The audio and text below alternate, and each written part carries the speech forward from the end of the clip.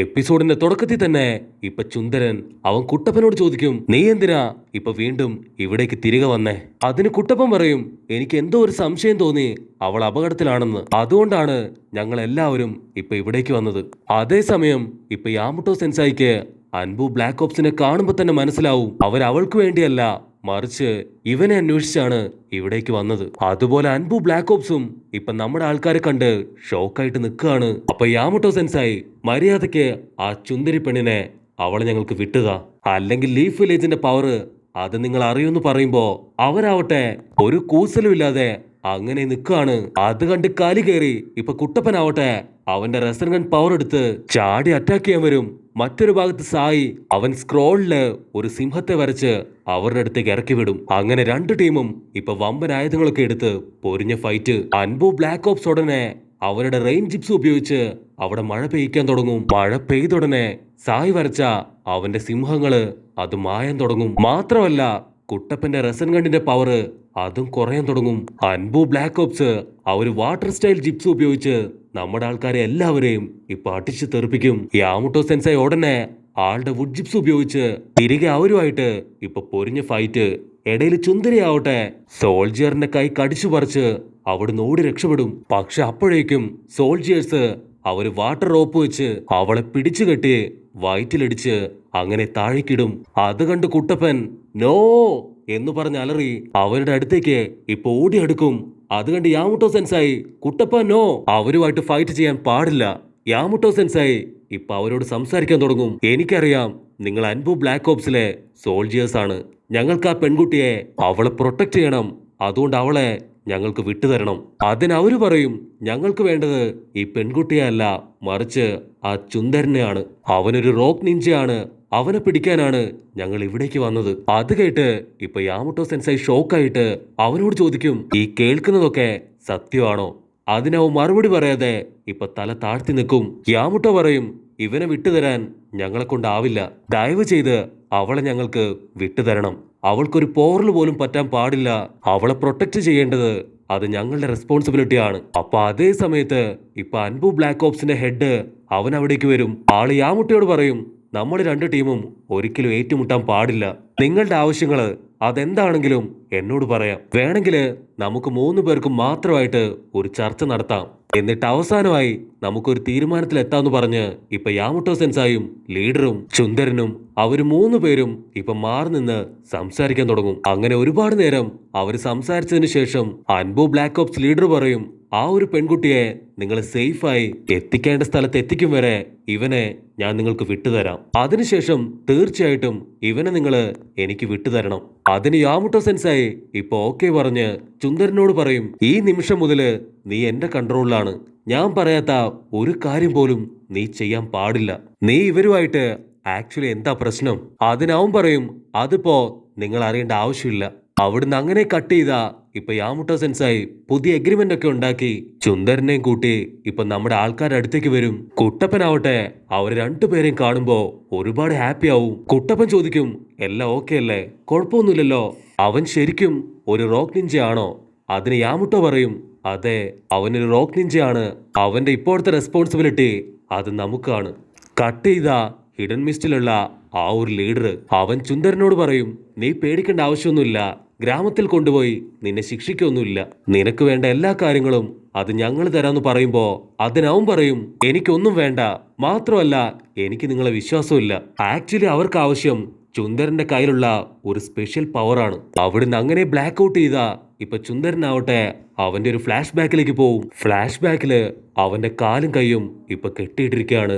ഒരുപാട് വേദന സഹിച്ച് അവനിപ്പോ അലറിക്കാറും, മാസ്റ്റർ ദയവ് ചെയ്ത് എന്നെ ഒന്നും ചെയ്യരുത്. പക്ഷെ മാസ്റ്റർ ഒരുപാട് പേപ്പർ ബോംബ് ഇപ്പൊ അവന്റെ ദേഹത്തേക്കിടും. മാത്രമല്ല ചില പേപ്പർ സ്ക്രോളുകള് അതവന്റെ വയറ്റില് ഇപ്പൊ സീൽ ചെയ്യും. അവിടുന്ന് അങ്ങനെ ബ്ലാക്ക് ഔട്ട് ചെയ്ത ഇപ്പൊ ചുന്ദരൻ പറയും, നിങ്ങൾക്കറിയാം എന്റെ മാസ്റ്റർ എന്റെ ബോഡിയില് ചില പേപ്പർ ജിപ്സും ഒക്കെ സീൽ ചെയ്ത് വെച്ചിട്ടുണ്ടെന്ന്. ഞാൻ എന്റെ മാസ്റ്ററിനെ അന്ന് ഒരുപാട് വിശ്വസിച്ചു, സ്നേഹിച്ചു. പക്ഷെ അയാൾ എന്നെ അതിവിദഗ്ധമായി ചതിച്ചു. വീണ്ടും ഫ്ലാഷ് ബാക്കില് ചുന്ദരന്റെ അടുത്തേക്ക് അവന്റെ മാസ്റ്റർ ഒരു മോൺസ്റ്ററിനെ കൊണ്ടുവരും.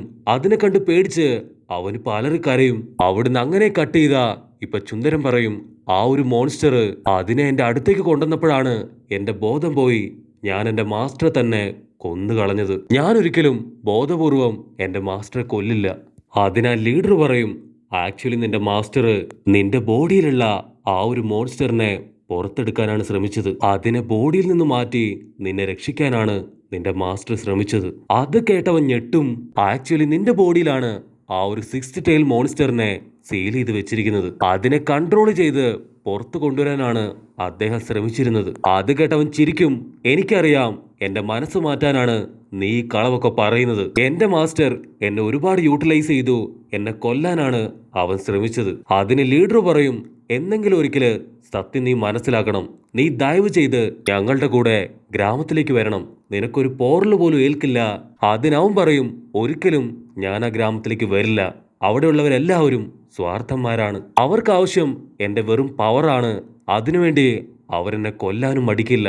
അതിന് ലീഡർ പറയും, നീ വന്നിട്ടില്ല എങ്കിൽ നിന്നെ കൊല്ലാൻ പോകുന്നത് അത് ഞാനായിരിക്കും. അങ്ങനെ അവർ രണ്ടുപേരും ഇപ്പൊ ഒരുപാട് കാര്യങ്ങളൊക്കെ സംസാരിച്ച് പുറത്തേക്ക് വരും. ലീഡർ ഉടനെ ഇപ്പൊ അൻപു ബ്ലാക്ക് ഓപ്സിനോട് പറയും, ചുന്ദരിപ്പെണ്ണിന്റെ ദേഹത്തുള്ള കെട്ട് അത് അഴിച്ചുവിട്. ചുന്ദരിപ്പെണ്ണ് ഇപ്പൊ ചുന്ദരനെ കണ്ടുടൻ മാസ്റ്റർ എന്ന് വിളിച്ച് അവന്റെ അടുത്തേക്ക് ഓടി വരും. അതിനവൻ ടെൻഷനായിട്ട്, എന്നെ കൊണ്ട് പറ്റില്ല ഈ പെണ്ണിന്റെ കൂടെ നടക്കാൻ. ഇവൾ എപ്പോഴും ഇങ്ങനെയാണ് എന്നെ മാസ്റ്റർ എന്ന് വിളിച്ചുകൊണ്ടേയിരിക്കും. എന്നെ അങ്ങനെ വിളിക്കണ്ട, എനിക്കിഷ്ടമല്ല. അപ്പൊ അതേസമയം ഇപ്പൊ ലീഡർ അൻപു ബ്ലാക്ക് ഓപ്സിനോട് പറയും, ഞാൻ യാമുട്ടോ സെൻസായുമായി ചേർന്ന് ഒരു എഗ്രിമെന്റ് ഉണ്ടാക്കിയിട്ടുണ്ട്. അതുകൊണ്ട് തൽക്കാലം നമുക്ക് ഇവിടുന്ന് പോകാന്ന് പറഞ്ഞ് അവരാവട്ടെ ഇപ്പൊ അവിടുന്ന് കടന്നു പോവും. അപ്പൊ യാമുട്ടോ സെൻസായി ഇപ്പൊ സായോട് ചോദിക്കും, നമുക്ക് ഇനി എങ്ങോട്ടാണ് അടുത്തതായിട്ട് പോവാനുള്ളത്? നമുക്ക് തിരികെ മൗണ്ട് കട്സൂറയിലേക്ക് തന്നെ പോവാന്ന് പറയുമ്പോ അതിന് ചുന്ദരി പറയും, അതെ, എനിക്ക് ഒരിക്കൽ കൂടെ ടോംബിയെ കാണണം. അങ്ങനെ അവരെല്ലാവരും ഇപ്പൊ തിരികെ പോവാണ്. ചുന്ദരി പെണ്ണ് അവൾ ഇപ്പോഴും നറൂട്ടോ കുട്ടപ്പന്റെ കൂടെ തന്നെയാണ് നടക്കുന്നത്. കുട്ടപ്പൻ ചോദിക്കും, എന്തു പറ്റി? നിന്റെ മനസ്സില് എന്തോ ഒന്ന് അലട്ടുന്നുണ്ടല്ലോ. അതിനവള് പറയും, ചുന്ദരൻ അവൻ എന്നെ വല്ലാതെ അവോയ്ഡ് ചെയ്യുന്നു. അവൻ ഒരിക്കലും അവനെ എന്റെ മാസ്റ്ററായി കരുതാൻ അവൻ സമ്മതിക്കുന്നില്ല. അവൾ ഒരു സെക്കൻഡ് ഇപ്പൊ ഫ്ലാഷ് ബാക്ക് ആലോചിക്കും. അവൾ കുട്ടപ്പനോട് പറയും, ചുന്ദരനാണ് അവന്റെ മാസ്റ്ററിനെ കൊന്നുകളഞ്ഞത്. അവൻ എന്തിനായിരിക്കും അങ്ങനെ ചെയ്തിട്ടുണ്ടാവുക? അതിന് കുട്ടപ്പൻ പറയും, എനിക്കറിയില്ല. എന്റെ മിഷൻ അത് നിന്നെ സേഫ് ആയിട്ട് ഗ്രാമത്തിലെത്തിക്കുക എന്നതാണ്. അതിന് അവള് പറയും, എന്റെ ആഗ്രഹം എനിക്ക് നല്ല സ്ട്രോങ് ആവണം എന്നതാണ്. അതിനാ ചുന്ദരൻ മനസ്സ് വെക്കണം. എങ്കിലും മാത്രമേ എനിക്കതിന് കഴിയൂ. എന്നിട്ട് വേണം എനിക്കെന്റെ ക്ലാൻ അത് തിരികെ പിടിക്കാൻ. എനിക്ക് പപ്പയില്ല, അമ്മയില്ല. അത് കേൾക്കുമ്പോ ഇപ്പൊ കുട്ടപ്പനും വിഷമാവും. അവൻ പറയും, എനിക്കും പപ്പയും മമ്മിയും ഇല്ല. പക്ഷെ എനിക്കൊരു മാസ്റ്റർ ഉണ്ട്. എന്നെ പപ്പയെ പോലെയും അമ്മയെ പോലെയും ഒരുപാട് കെയർ ചെയ്യും. ഒരുപാട് ട്രെയിനിങ് തന്ന് എന്നെ ഇത്രയും സ്ട്രോങ് ആക്കിയത് മാസ്റ്ററാണ്. പക്ഷെ ട്രെയിനിങ്ങിന് വേണ്ടി ആളെന്നെ ഒരുപാട് കഷ്ടപ്പെടുത്തിയിട്ടുണ്ട്. പക്ഷെ മാസ്റ്റർക്ക് എന്നോട് ഒരുപാട് സ്നേഹമായിരുന്നു. ഞാനിപ്പോ ഒറ്റയ്ക്കല്ല, എന്റെ കൂടെ ഒരുപാട് പേരുണ്ട്. നമ്മൾ ഒറ്റയ്ക്കാണ് എന്ന് ചിന്തിക്കുകയാണെങ്കിൽ നമ്മളെ കൊണ്ടൊന്നും ചെയ്യാനായിട്ട് കഴിയില്ല. അതുകൊണ്ട് എപ്പോഴും നമ്മൾക്ക് ചുറ്റും ആരെങ്കിലുമൊക്കെ ഉണ്ടാവണം. അത് കേട്ട് നമ്മുടെ ചുന്ദരി ആവട്ടെ, അവള് ചെറുതായിട്ടൊന്ന് ചിരിച്ച് ഇപ്പൊ അങ്ങനെ മയങ്ങി താഴെ വീഴും. കുട്ടപ്പൻ ടെൻഷനായിട്ട് അവളെ എടുത്ത് മടിയിൽ കിടത്തും. ആ ഒരു ഫൈറ്റില് ഇവൾക്ക് എന്തെങ്കിലും പരുക്ക് പറ്റിയോ എന്ന് പറഞ്ഞ് കുട്ടപ്പൻ ഇപ്പോ അവളെ ചെക്ക് ചെയ്യാൻ തുടങ്ങും. അത് കണ്ട് ചുന്ദരൻ അവനവിടേക്ക് ഓടി വരും. ഇവൾക്ക് ഒരുപാട് പരുക്ക് പറ്റിയിട്ടുണ്ട്. ഈ കാട്ടില് ഒരു പ്രത്യേക ചെടിയുണ്ട്.